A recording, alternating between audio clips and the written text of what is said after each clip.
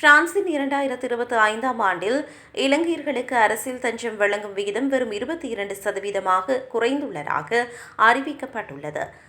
அகதிகளுக்கான தேசிய நீதிமன்றத்தின் சமீபத்திய தரவுகளுக்கு அமைய இது தொடர்பான அதிகாரப்பூர்வ தகவல்கள் தற்போது வெளியாகியுள்ளன.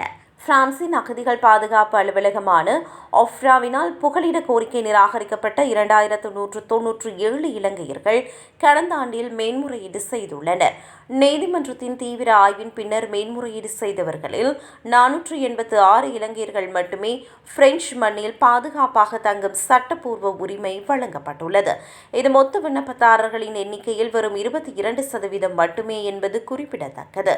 வெற்றிகரமாக தஞ்சம் பெற்ற 486 பேரில் 389 பேருக்கு ஜெனீவா ஒப்பந்தத்தின் கீழான முழுமையான அகதி அந்தஸ்து வழங்கப்பட்டுள்ளது. எஞ்சிய 97 பேருக்கு துணை பாதுகாப்பு எனப்படும் தற்காலிக அடைக்கலம் அளிக்கப்பட்டுள்ளது. விண்ணப்பித்தவர்களில் ஆண்களின் எண்ணிக்கையே அதிகமாக இருந்த போதிலும் தஞ்சம் பெறுவதில் பெண்களின் வெற்றி விகிதமே கணிசமாக உயர்ந்துள்ளது. தஞ்சம் கோரிய 466 பெண்களில் 160 பேருக்கு புகலிட விசா கிடைத்துள்ளது.